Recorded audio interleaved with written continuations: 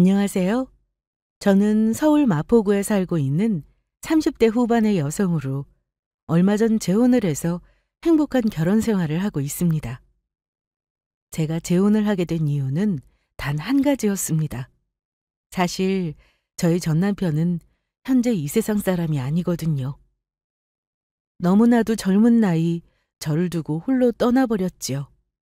하지만 전 남편이 떠나고 저를 더 힘들게 했던 것은 저희 전 시모의 행동이었습니다. 저희 전 남편이 떠나게 된 게 제 탓이라며 전 남편 장례식부터 저에게 못살게 굴더니 저의 머리채까지 잡았던 겁니다. 그때 받은 충격이 얼마나 컸던지 저는 아직도 그날의 일을 잊을 수가 없었습니다. 그 후 전 시모와 인연을 끊고 눈물 마를 날이 없었습니다. 그런데 그때 운명처럼 지금의 신랑을 만나게 되었고 전 다시 행복을 되찾을 수 있었어요. 그리고 제가 재혼을 하며 저희 전 시모가 저에게 숨겨왔던 엄청난 사실이 밝혀지는데요. 지금부터 그 사연을 여러분께 어떻게 된 일인지 말씀드려보려 합니다. 저희 전 남편은 정말 천사처럼 착한 좋은 사람이었습니다. 전 남편은 초등학교 교사였는데 저희 두 사람이 만나게 된 것은 직장인 봉사활동 단체에서였어요. 저는 그때 작은 중소기업에 다니는 평범한 직장인이었는데 봉사활동 단체에서 만나보니 서로의 직업이나 이런 건 전혀 신경 쓰지 않게 되었죠. 저는 처음부터 마음씨 착한 전 남편이 참 좋았고 전 남편도 순수한 제 모습에 많이 끌렸다고 해요. 그래서 서로 친한 친구처럼 지내다가 자연스레 사귀게 되었고요. 저희는 결혼까지 약속하게 됩니다. 하지만 전 남편과 결혼을 약속한 후 전 걱정을 할 수밖에 없었습니다. 사실 저희 부모님은 제가 20대 때 두 분 다 일찍 돌아가셔서 안 계셨거든요. 게다가 물론 사람을 조건을 따져서 비교하면 안 되겠지만 직업도 그렇고 제가 전 남편보다 잘난 게 없으니 시어머니를 만나기 전부터 걱정이 되었던 겁니다. 게다가 시어머니는 시아버지를 일찍 보내시고 혼자 힘들게 전 남편을 키워왔던 분이니 며느리에 대한 기대가 클지 모르겠다고 생각했습니다. 하지만 시어머니를 만나자마자 모든 생각이 바뀌고 말았어요. 저희 두 사람의 결혼을 반대하실 줄 알았던 전 시어머니께서 저를 몹시 마음에 들어 하시며 잘해주셨던 거예요. 그래서 저는 전 남편과 결혼식까지 순탄하게 잘 준비하게 되었어요. 그리고 결혼을 얼마 앞두고 전 시어머니는 제 손을 꼭 잡으며 말씀하셨습니다. 다혜야, 그동안 부모님 없이 혼자 사느라 힘들었지? 그동안 어떻게 살았을지 네가 말하지 않아도 짐작이 간다. 앞으로는 우리 한 식구가 되는 거니까 서로 의지하며 잘 지내보자. 나도 네 시어미가 아니라 너를 딸로 생각하고 엄마가 돼서 잘해줄 테니까. 내 말 무슨 뜻인지 알지? 네, 어머니. 정말 감사합니다. 저도 어머니께 잘할게요. 부족한 저를 며느리로 받아주셔서 정말 감사합니다. 시어머니는 정말로 제가 전 남편과 결혼 후 저를 며느리가 아닌 친딸처럼 대하며 잘해주셨습니다. 시댁에 가서 물 한 방울 묻힌 적이 없을 정도였으니까요. 게다가 착하고 저만을 위해주는 남편 덕에 결혼 생활이 매일 행복했습니다. 여보, 이게 꿈은 아니겠지? 무슨 꿈? 당신처럼 좋은 남편에 다정한 시어머니까지.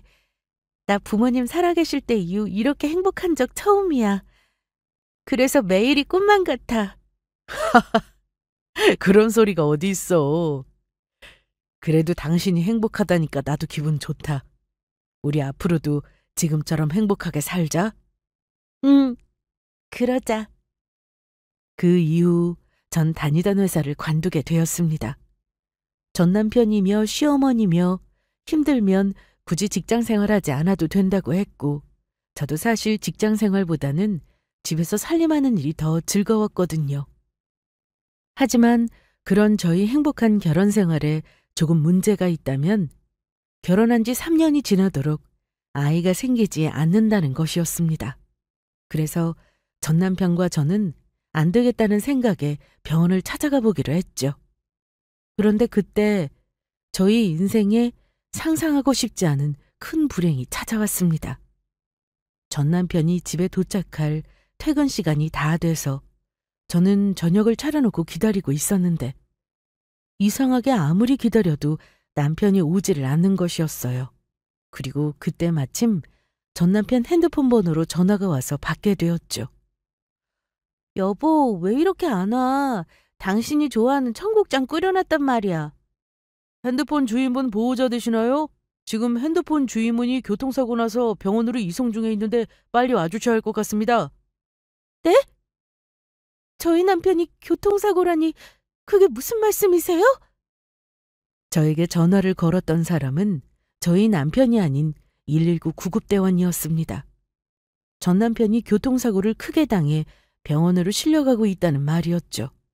그래서 저는 시어머니에게 연락을 하고 급히 병원으로 달려가게 되었습니다. 하지만 저희 남편은 제가 병원에 도착하고 1시간도 되지 않아 세상을 떠났습니다. 그때의 충격이란 이루 말할 수 없었죠. 그냥 제 심장이 멎는 기분이었으니까요. 거짓말이야? 사람이 어떻게 이렇게 허무하게 죽어? 어떻게 이렇게 쉽게 죽냐고? 이럴 순 없어. 거짓말이라고. 거짓말이라고. 전 남편은 횡단보도를 건너려는 아이에게 돌진해 오는 차를 보고 아이를 구하려다가 세상을 떠난 것이라고 하더라고요. 전 남편을 친 운전자가 술을 많이 마신 상태였다고 합니다. 나중에 남편을 치여 죽게 만든 운전자가 처벌을 받으며 피해 보상을 받긴 했지만 전부 다 소용없게 느껴졌습니다. 그 운전자가 처벌을 받고 내가 보상을 받는다고 해도 전 남편이 돌아오는 게 아니었으니까요. 그때는 정말 살고 싶지 않은 마음이었습니다. 제가 세상에서 가장 사랑했던 사람이 떠나니 삶의 의지를 놓아버렸다고나 할까요? 전 남편의 빈소 앞을 지키는데도 전 남편이 죽었다는 사실이 믿기지도 않고 장례식장 안으로 당장이라도 살아서 들어올 것 같았죠. 시어머니도 저와 같은 마음인지 하염없이 울기만 하셨습니다. 그런데 생각지 못한 일이 벌어진 건 바로 그때였어요. 전 남편의 영정사진 앞에서 울던 시어머니가 갑자기 벌떡 자리에서 일어나시더니 조문원 손님이 드시고 있던 육개장 그릇을 드는 것이었어요. 그러더니 성큼성큼 저에게 걸어와서 제 머리에 부어버렸습니다.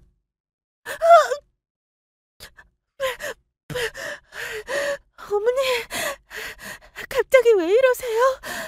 이 못된 것, 우리 아들 죽은 게 전부 네 탓이야! 너같이 재수 없는 게 우리 집 며느리로 들어와서 내 아들이 죽은 거라고! 너 당장 내 아들 살려내! 하나밖에 없는 내 아들 살려내라고! 그날 시어머니는 제 머리채까지 잡으셨습니다. 주변 사람은 그냥 시어머니를 말리려 애를 썼고 전 남편의 장례식장은 한순간에 아수라장으로 변해버렸죠. 평소에 늘 다정하셨던 시어머니가 갑작스레 변한 모습에 전 큰 충격을 받았습니다. 그 이후 전 남편의 장례식이 끝날 때까지 저와 시어머니는 말 한마디 나누지 못했어요. 왜냐하면 제가 말을 걸려고 해도 시어머니께서 저를 계속 피하셨으니까요. 그래서 전 남편의 장례식이 끝나고 얼마 지나지 않아 시댁에 찾아가게 되었습니다. 전 남편의 장례식 이후 시어머니께서 계속해 제 전화를 받지 않으셨거든요. 그래서 혹시 시어머니께서 혼자 계시다가 무슨 일이 생긴 건 아닌지 걱정이 되었던 겁니다. 물론 전 남편이 떠난 걸 제 탓을 하며 화내신 시어머니를 보며 많이 섭섭했던 것도 사실이었지만 하나뿐인 아들이 떠나다 보니 충격을 받은 시어머니 입장에선 감정이 격해져 그랬던 거라는 생각이 들었어요. 마음이 너무 힘든 나머지 충분히 잠시 그러실 수 있다고 생각했던 겁니다. 그렇게 저는 시어머니를 찾아가게 되었고 현관문 벨을 누르게 되었죠. 그런데 전 시어머니는 현관문을 열고 나오시자마자 갑자기 저한테 소금을 뿌렸던 겁니다. 네 아들 잡아먹은 것이 어딜 찾아와? 네가 무슨 낯짝으로 여길 찾아왔냐고. 집안에 여자 하나 잘못 들이면 집안이 망한다더니 네가 딱 끝적이다. 어머니, 어떻게 저한테 그런 말씀을 하실 수 있으세요? 전 어머니가 전화를 안 받으셔서 혹시 무슨 일 생겼나 걱정돼서 찾아왔는데. 그걸 네 것이 왜 걱정하는데? 너 혹시 내 재산 노리고 내 옆에 붙어 있으려고 찾아온 거냐? 돈 좀 있는 늙은이 아들도 죽었겠다. 내가 죽으면 재산 물려줄 사람도 없을 것 같고 하니 나 죽으면 내 재산 홀랑 다 뺏어 먹으려고 찾아온 거냐고? 네 것이 아무리 내 옆에 붙어 있어봤자 땡전 아픈 줄 마음 없으니까 정신 차리는 게 좋을 거다. 우리 아들 잡아먹은 것한테 내가 미쳤다고 내 재산을 줄 것 같아? 어머니, 도대체 왜 저한테 왜 이러세요?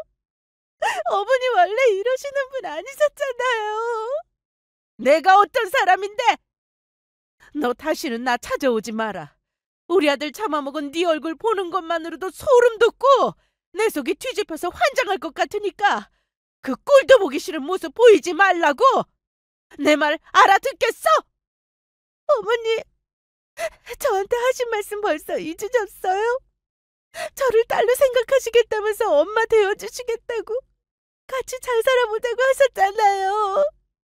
이게 싫다고 하면 알아듣고 그만하는 게 아니라 어디서 시끄럽게 징징 짜고 있어?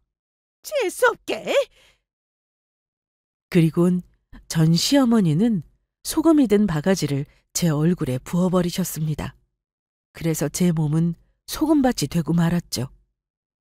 시어머니는 울고 있는 제 모습에도 아랑곳하지 않고 현관문을 매정하게 닫아버리셨습니다. 그래서 저는 서럽고 슬픈 마음에 그 앞에서 몇 시간을 울었는지 몰라요. 전 시어머니에게 문을 열어달라고 제 말 좀 들어달라고 사정하면서요. 저는 시어머니와의 인연을 쉽게 끝내고 싶지 않았거든요.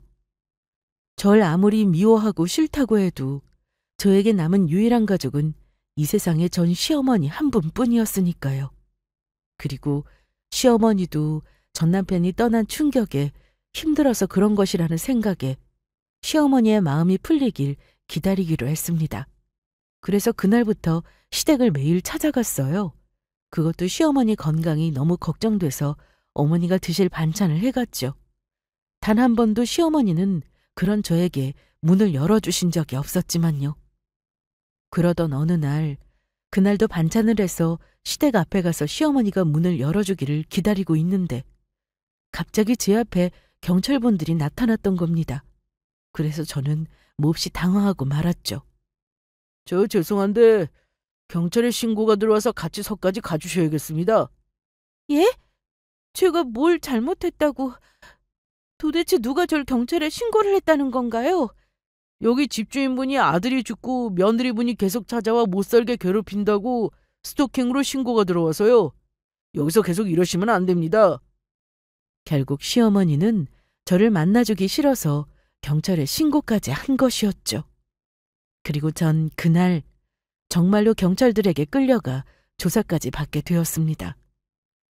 그리도 좋으셨던 시어머니가 절 경찰에 신고했다니 그 당시에는 그 사실이 전혀 믿어지지가 않았어요. 그런데 경찰분이 그러시더군요. 한 번만 더 시어머니 집에 찾아가거나 연락을 했다가는 제가 구속이 될 수 있다면서 절대 연락하지 말라고요. 그 말에 전 모든 걸 내려놓게 되었습니다. 그리고 확실히 알게 되었어요. 시어머니께서 제 얼굴을 정말로 보고 싶지 않아 하신다는 걸요. 어떻게 이렇게 한순간에 시어머니와의 인연마저 끊길 수 있는지. 너무 힘들었지만 그때 제가 할 수 있는 건 그 현실을 받아들이는 방법밖에 없었습니다. 그 이후 시어머니에게서 문자로 연락이 왔는데 제 얼굴을 보는 것도 싫고 전 남편이 남기고 간 재산으로 복잡해지고 싶지 않으니 알아서 처리하라고 하시더라고요. 필요한 게 있다면 시어머니 변호사랑 이야기하라고 하시면서요. 그게 시어머니와의 마지막 연락이었습니다. 사실 전 남편이 떠나면서 남긴 재산이 조금 있긴 했지만 저희는 시어머니 도움 없이 두 사람 힘으로 가정을 꾸리기로 했었습니다. 그래서 신혼집도 저와 전 남편이 그동안 모은 돈으로 대출받아 전셋집으로 얻은 거라 가진 게 별로 없었거든요.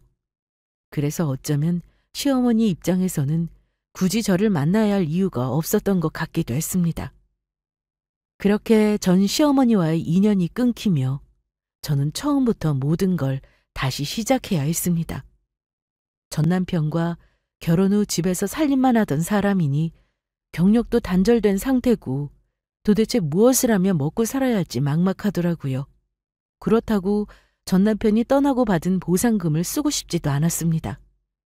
전 남편이 떠나고 받은 돈으로 무언가를 한다는 것 자체가 왠지 죄스러운 마음이 들었거든요. 그래서 전 남편이 떠나면서 받은 보상금을 전부 기부를 하게 되었어요. 부디 세상을 떠난 전 남편이 하늘에서 편히 지내길 바라는 마음으로 기부를 하게 된 것이죠. 그래서 제가 할 수 있었던 것은 한 상가 건물에 제가 가진 얼마 없는 돈과 대출을 받아 작은 가게를 얻어 김밥집을 여는 것이었습니다. 생전에 전 남편이 제가 싸준 김밥을 많이 좋아하기도 했고 자꾸만 그 생각이 떠올라 가게가 망하든 말든 한번 해보자는 생각이었어요. 그때는 제가 정말 뭐라도 안 하면 큰일이 날 것 같았거든요. 그렇게 정신없이 살다 보니 2년이란 시간이 흘렀고 가게도 제법 자리를 잡게 되었습니다. 주변에 거의 회사 건물들 뿐이라 그런지 장사도 아주 잘 되었고요. 그리고 전 남편에 대한 슬픔도 조금씩 사라지며 슬픔보다는 저를 많이 사랑해줬던 추억으로 감사한 마음이 점점 더 커지는 시기이기도 했습니다. 그렇다고 마음이 아프지 않은 건 아니었지만요. 저희 가게에는 자주 찾아주시는 단골 손님도 많았는데 그중에는 저와 비슷한 또래 한 남성분도 있었습니다. 점잖고 차분한 분이었는데 김밥을 주문해 먹고 갈 때면 항상 자리까지 정리하고 가시는 고마운 손님이었죠. 그런데 나중에 알고 보니 그 단골 남성 손님이 저희 가게가 있는 건물 위층에서 한의원을 운영하시는 한의사 선생님이셨더라고요.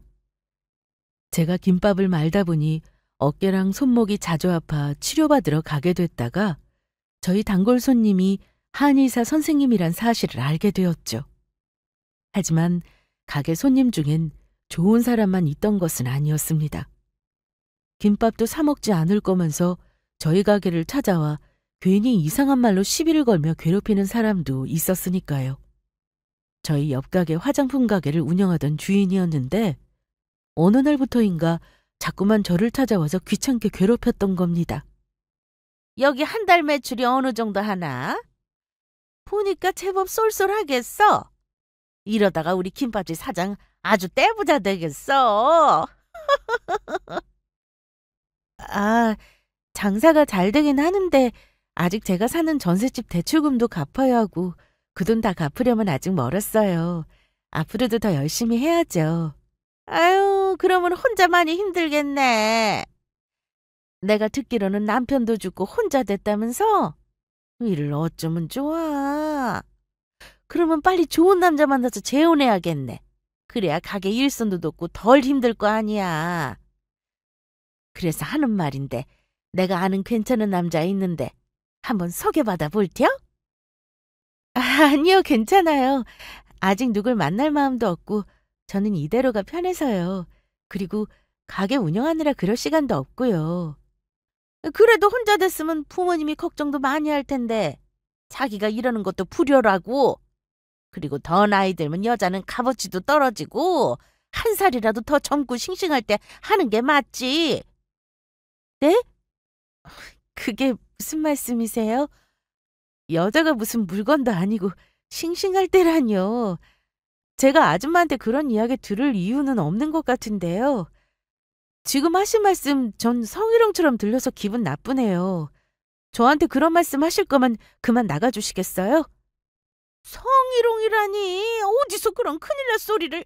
나는 그냥 걱정이 돼서 현실을 말해준 거라고. 현실을. 알겠어. 내가 잠시 실언을 했나 보네. 미안해. 그러면 내가 지금 현금이 없어서 그러는데 집에 가서 우리 아들이랑 먹게 김밥 6줄만 포장해줘. 여기서 제일 비싼 럭셔리 김밥으로. 내가 계산은 나중에 합쳐서 꼭 할 테니까 외상으로 달아두고.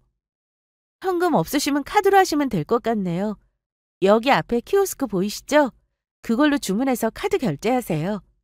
뭐? 카드? 아유, 내가 카드를 가져왔나? 아무래도 김밥은 나중에 먹어야 할 것 같네. 그리고 자기야, 무슨 김밥이 이렇게 비싸? 그냥 1-2천 원이면 될 것 같은데 가격 좀 내리라고. 사람이 정직하게 해야지 바가지로 장사하면 안 돼. 그러면 난 이만 가본다. 전 어이가 없었습니다. 월세랑 물세, 가스비에 재료비만 해도 김밥을 1-2천 원에 팔면 남는 것도 없는 마이너스 되는 것이었으니까요. 옆집 가게 사장이 하는 말은 저보고 자선사업하면서 망하라는 소리밖에 안 되거든요. 더군다나 마음도 없는 저한테 갑자기 선을 보라며 성희롱 발언까지 하는 무식한 모습에 몹시 기분이 나빴습니다. 그러던 어느 날 또다시 제가 바쁘지 않은 틈을 타 화장품 가게 주인이 저희 가게를 찾아왔습니다.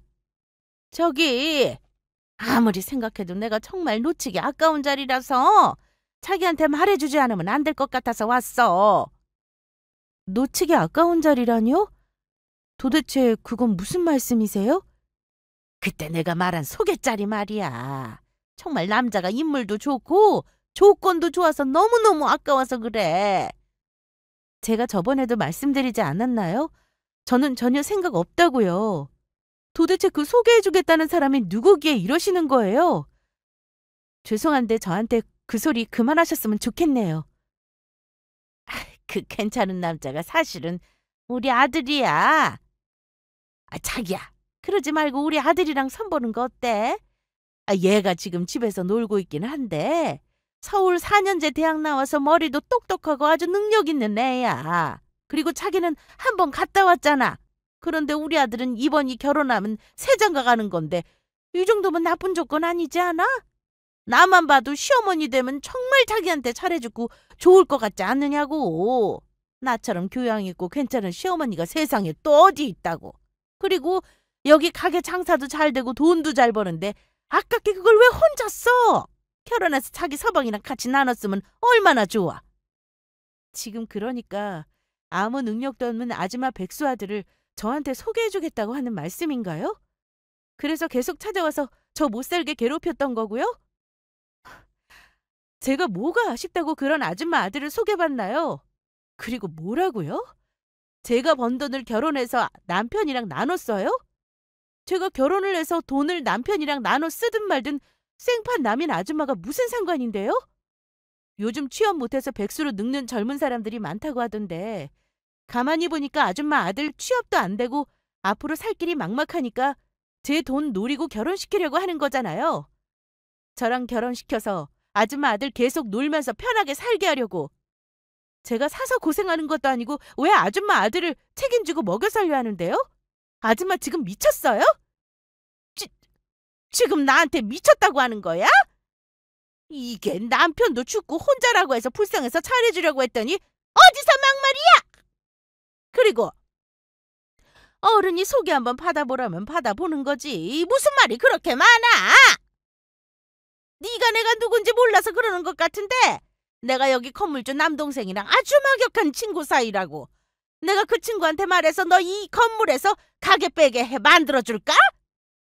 아줌마, 어디서 그런 무식한 헛소리를 하세요. 요즘은 법적으로 정해져서 아무리 건물주라도 함부로 가게 못 빼게 하는 거 모르나 봐요? 당신 하는 소리 하나도 안 무서우니까 그런 소리 하려거든 내가 가서 나가! 경찰에 영업방해로 신고하기 전에. 영업방해? 당신? 너 진짜 나한테 혼나볼래? 그렇게 말하며 화장품 가게 주인이 제 머리채를 잡으려고 했습니다. 그런데 순간 저를 대신해 나서주는 사람이 있었어요. 다름 아닌 저희 가게 단골 손님인 한의사 선생님이었죠. 지금 남의 가게 와서 깽판이나 치고 뭐 하는 짓입니까? 아줌마 저번부터 보니까 여기 김밥집 사장님 가게 와서 이상한 소리 하면서 괴롭히던데 정말로 혼나고 싶어서 이러는 겁니까? 방금 협박하면서 폭력까지 쓰려고 했죠? 이거 경찰에 신고하면 저번 일부터 성희롱의 협박죄, 영업방해로 아줌마 집어넣을 수 있는데 그렇게 해드릴까요? 경찰에 신고라뇨? 제가 언제 협박을 했다고 그럽니까? 내가 얼마나 착하게 살았는데? 제 두 눈으로 똑똑히 보고 귀로 분명히 들었습니다. 저번부터 와서 아줌마가 김밥집 사장님한테 여자는 싱싱할 때 결혼을 해야 한다느니 하면서 성희롱 발언한 것도, 그리고 오늘 협박하면서 장사 못하게 깽판 치는 거 영업방해한 것도, 저는 김밥집 사장님이 원하시면 언제든 증인이 되어줄 의향이 있는데 어디 한번 경찰에 신고당해서 끝까지 가보실래요? 아니에요. 제가 잘못했어요. 다시는 안 그럴게요.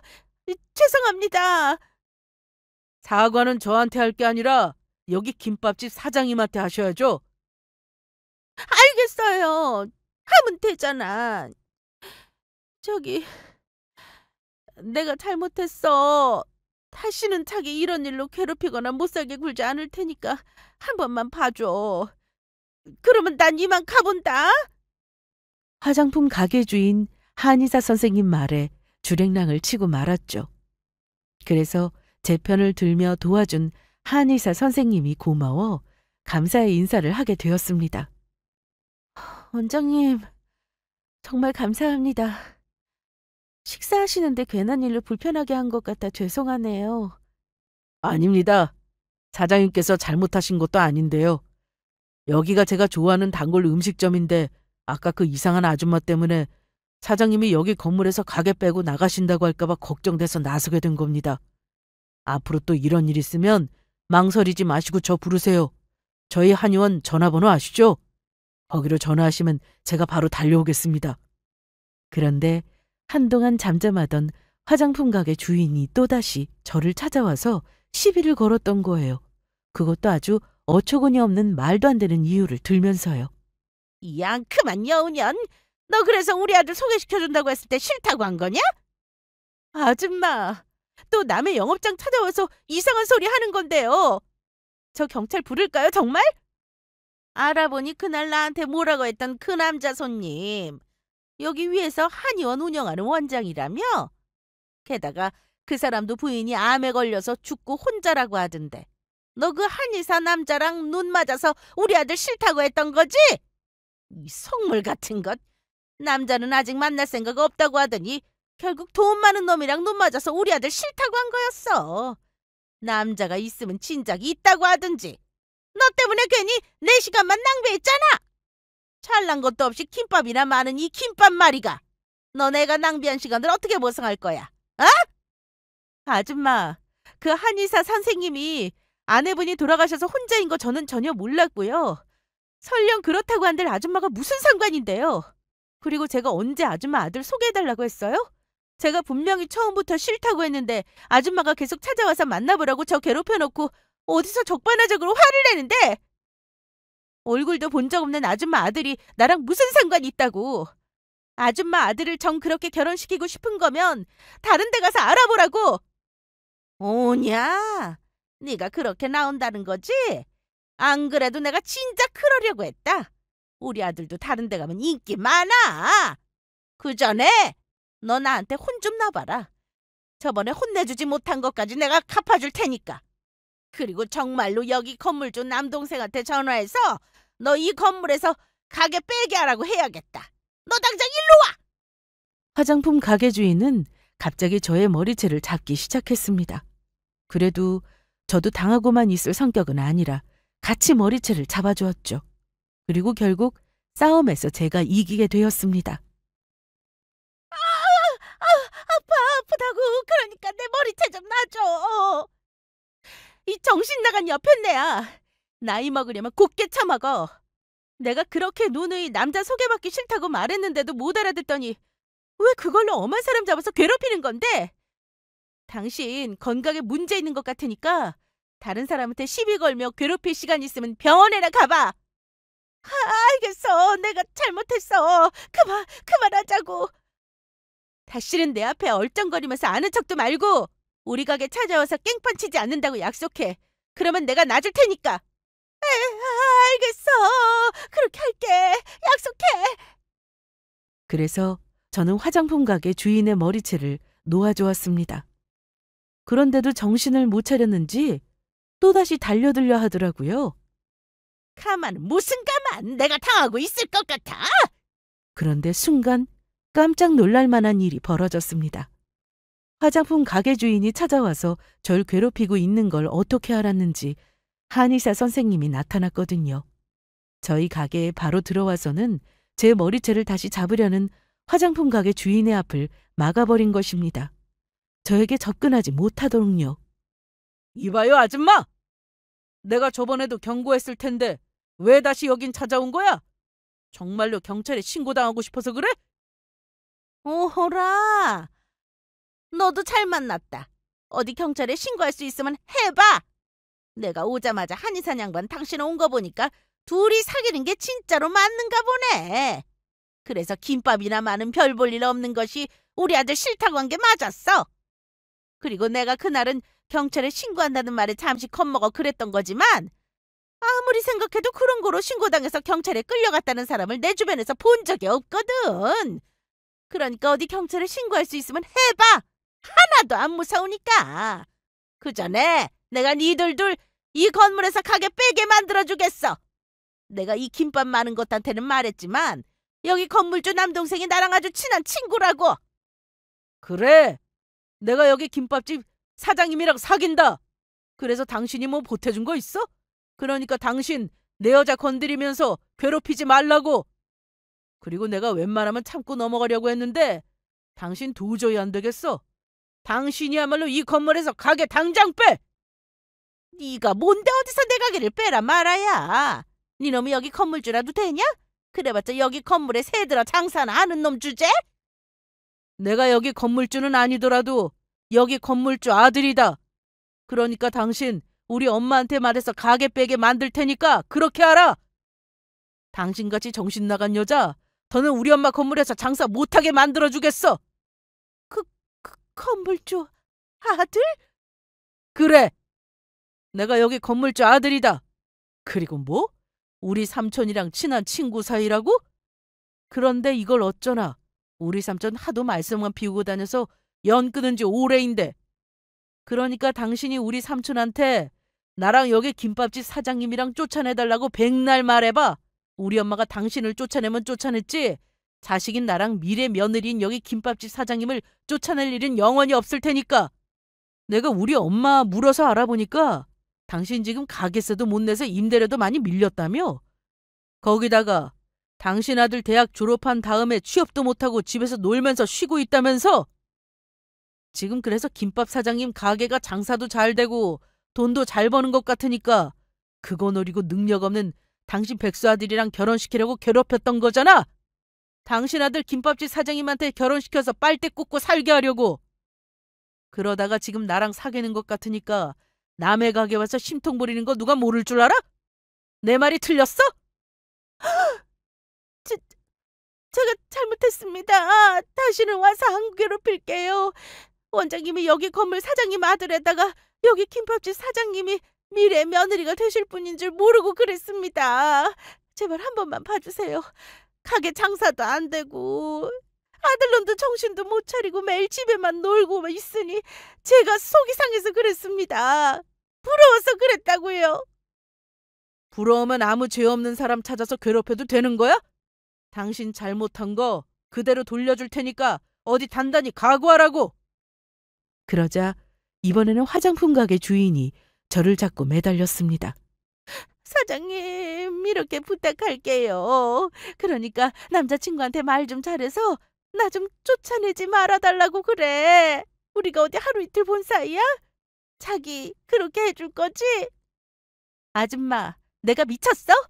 내가 뭐가 아쉬워서 아무 죄 없는 나 괴롭힌 아줌마를 도와주겠냐고. 나 아줌마 정말로 경찰에 영업방해랑 협박죄 성희롱으로 신고할 테니까 아무 죄 없는 사람 괴롭히면 어떻게 되는지 어디 한번 느껴봐. 그리고 저는 그날 화장품 가게 주인을 경찰에 정말로 협박죄, 성희롱에 영업방해로 신고를 했습니다. 처음에야 모르고 당했다지만 2번은 절대로 봐줄 수가 없었거든요. 그리고 화장품 가게 주인이 저희 가게로 와서 저를 괴롭힌 내용이 담긴 가게 CCTV 영상이랑 한의사 선생님의 증언으로 화장품 가게 주인은 처벌을 받게 되었습니다. 게다가 화장품 가게 주인은 오래도록 건물 임대료도 밀린 상황이었는지 얼마 지나지 않아 정말로 건물에서까지 쫓겨나게 되었어요. 그리고 그날 알고 보니 한의사 선생님이 바로 달려올 수 있었던 게 한의사 선생님 한의원에서 근무하는 간호사 선생님이 저희 가게 김밥을 사러 왔었나 보더라고요. 그런데 저랑 화장품 가게 주인이 싸우는 걸 보고 놀라 곧바로 한의원으로 올라가 한의사 선생님께 이야기를 전한 것 같았습니다. 그리고 그 소식을 듣고 한의사 선생님이 바로 내려오게 된 것이고요. 그래서 저는 그날 저를 도와준 한의원 선생님께 감사함도 전할 겸 비싼 고깃집에서 식사를 대접하게 되었습니다. 한 가지 의문 나는 점도 물을 겸 해서요. 제가 별로 한 것도 없는데 이렇게 얻어먹어도 되는지 모르겠네요. 아니에요. 원장님이 그때 도와주셔서 그 화장품 가게 주인 일도 잘 마무리하고 더는 저 찾아와 괴롭힐 사람도 없으니 속 시원한 마음인걸요. 그런데 한 가지 원장님께 여쭤보고 싶은 게 있는데 왜 그날 화장품 가게 사장한테 제 남자친구라고 하셨던 거예요? 그게 사실은 화장품 가게 주인이 사장님을 너무 괴롭히니 화가 나서 했던 것도 있고 저 사실은 사장님 좋아합니다. 그래서 저도 모르게 그런 말이 나와버렸나 봐요. 그래서 하는 말인데 사장님 괜찮으시면 저랑 데이트 몇 번만 해주시면 안 될까요? 그 후로 사장님이 싫다고 하시면 절대로 귀찮게 하는 일 없도록 할게요. 예? 다른 사람도 아니고 한의원 선생님이 김밥이나 많은 저를 좋아한다는 말에 전 정말 깜짝 놀라고 말았죠. 그래서 처음에는 그 사실이 부담스러워 거절을 해볼까도 했는데 점잖고 믿음직한 한의원 선생님의 모습에 몇 번은 만나봐도 나쁘지 않을 것 같다는 생각이 들었습니다. 몇 번 만나 데이트한다고 사귀거나 결혼을 하는 것도 아니었으니까요.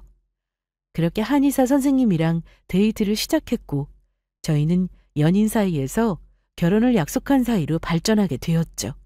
그리고 처음 예비시댁에 인사드리러 간 날 시부모님도 저를 많이 마음에 들어 하셨습니다. 저희 둘 다 비슷한 아픔이 있으니 서로 보듬으며 잘 살 거로 생각하셨던 것 같아요. 게다가 남자친구는 배우자분을 잃고 상심이 컸는지 평생 결혼을 하지 않겠다고 예비 시부모님께 이야기를 드렸었나 보더라고요. 그래서 몇 년 동안 사람도 안 만나고 일만 하던 사람이 결혼을 할 여자가 생겼다며 저를 데리고 오니 시부모님은 그저 고맙기만 했다고 하셨습니다. 그리고 저희가 결혼을 준비 시작하자 예비 시부모님께서 도와주시려고 했지만 저희 두 사람은 정중히 사양했습니다. 저희 둘의 힘으로 충분했으니까요. 저나 남자친구나 생전에 배우자와 함께 살았던 집에서 살고 있었고 그래서 신혼집이야 서로 각자 살던 집을 정리해서 합치면 되었거든요. 결혼식 비용이야 큰돈을 들이지 않고 절반씩 내서 간소하게 하면 되는 것이었으니까요. 그런데 남자친구가 저한테 깜짝 놀랄 말을 했습니다.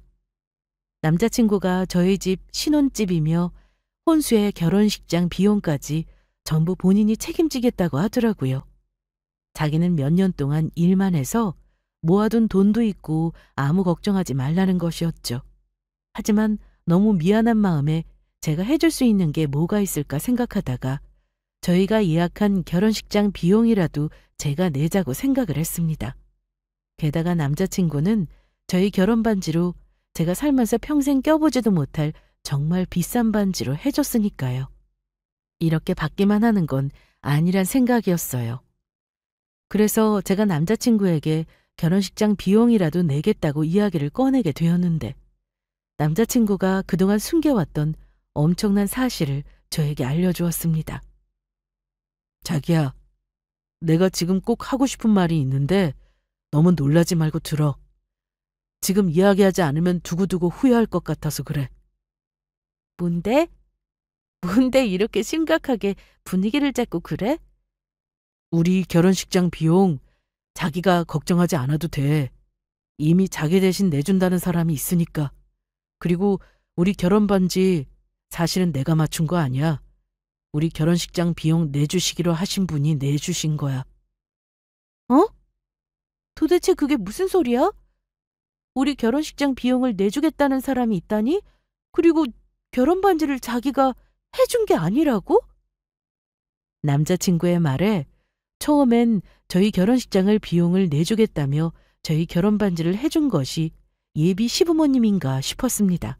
하지만 그러면 남자친구가 굳이 심각한 분위기까지 잡으며 말할 이유가 없겠다는 생각이 들었죠. 사실 우리 결혼식장 비용 내주기로 하면서 결혼 반지 해준 사람 자기 전 시어머니셔. 뭐라고? 어머니가? 그래. 자기가 당신한테는 딸 같은 존재라고 친자식이나 다름없다면서 꼭 해주고 싶다고 나한테 간곡히 부탁하셨어. 그것도 한의원으로 직접 찾아오셔서 내가 자기랑 시어머니 사이가 어땠는지 몰랐다면 거절했을 텐데 자기한테 들어서 누구보다 잘 아니까 허락해 드릴 수밖에 없었어. 그리고 이건 자기 전 시어머니께서 본인 돌아가시면 그때 전해주라고 하셨는데 그동안 돈을 모아두셨던 통장인가 봐. 뭐 나중에 세금 문제랑 전부 해결은 해야겠지만 자기 앞으로 이미 유언장을 법정 공증까지 받아서 남겨놓으셨더라고. 본인 재산 전부 자기한테 남긴다고. 이 통장은 혹시나 급할 때 쓰라면서 주셨어. 그리고 이건 자기 전 시어머니가 세상 떠나면 자기한테 주라고 하면서 남기신 편지야. 저는 남자친구가 저에게 건네준 전 시어머니의 편지를 떨리는 손으로 펼쳐 읽게 되었습니다. 사랑하는 나의 며느리 다혜야. 그때 널 매정하게 내쫓은 게 아직도 마음에 걸리는구나. 그런데 내 입장에선 어쩔 수가 없었어.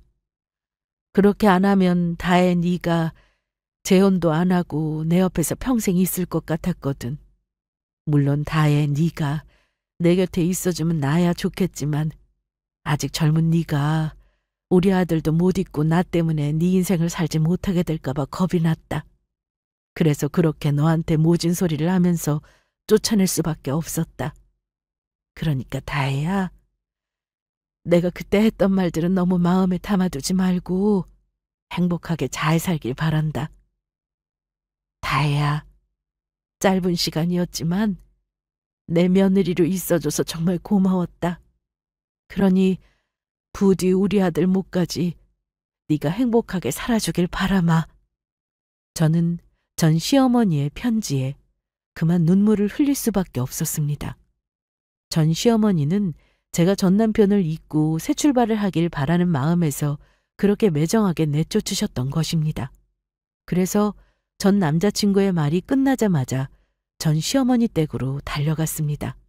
하지만 이미 전 시어머니는 이사가 그 집에 살지 않은 상태였고 남자친구가 알게 된 전 시어머니 전화번호로 연락을 해도 받지를 않으셨어요. 하지만 저는 전 시어머니를 다시 만날 수 있는 날을 알고 있었습니다. 전 시어머니께서 분명히 제 결혼식에 와주실 거라 믿었거든요. 그렇게 전 남편을 떠나보낸 3년이 지난 어느 날, 저는 저희 결혼식장에서 전 시어머니가 찾아오기만을 기다렸습니다. 그렇게 결혼식은 시작되었고 역시나 제 예상대로 멀리서 제 결혼식을 몰래 보고 계신 전 시어머니를 발견할 수 있었어요. 하지만 결혼식 도중이라 시어머니를 잡고 싶어도 잡을 수가 없었습니다. 하지만 상관없었어요.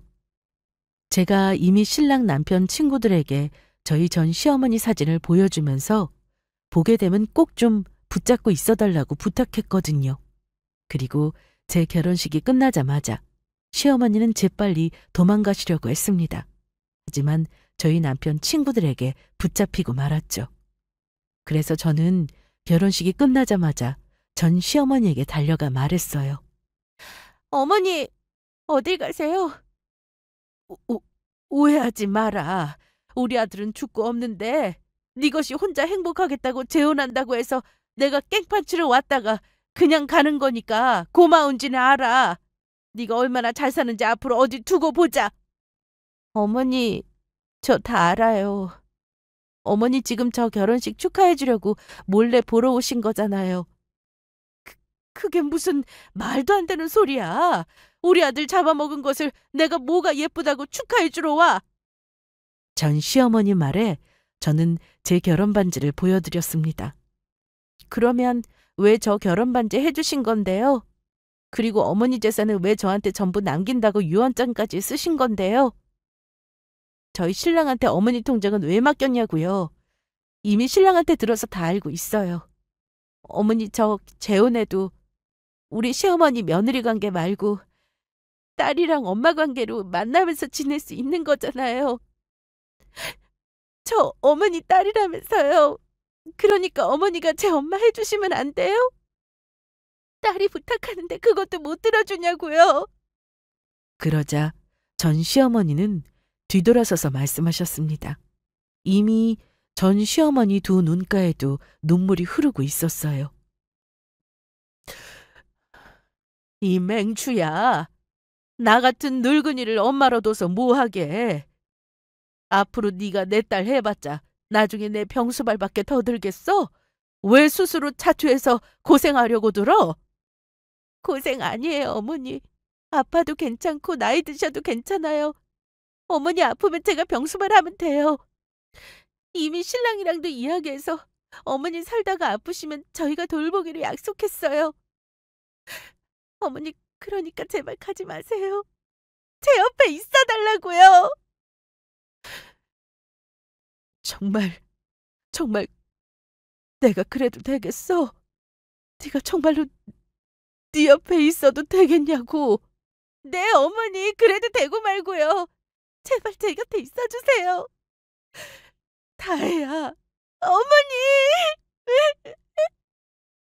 전 시어머니랑 저는 부둥켜 안고 울었습니다. 말하지 않아도 서로의 온기로 서로의 마음을 읽을 수 있었습니다. 그렇게 그날 결혼식도 잘 마무리할 수 있었어요.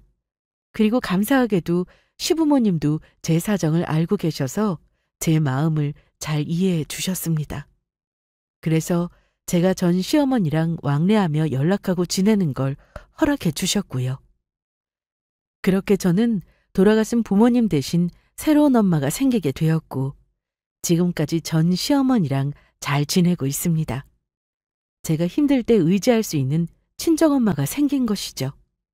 앞으로 제 인생에 어떤 미래가 기다리고 있을지 모르겠지만 지금의 시부모님이며 그리고 전 시어머니도 감사한 마음으로 잘 모시며 살 생각입니다.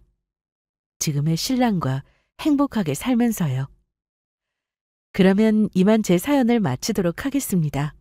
모두 사랑하는 분들과 행복하고 건강하시길 바라겠습니다. 감사합니다.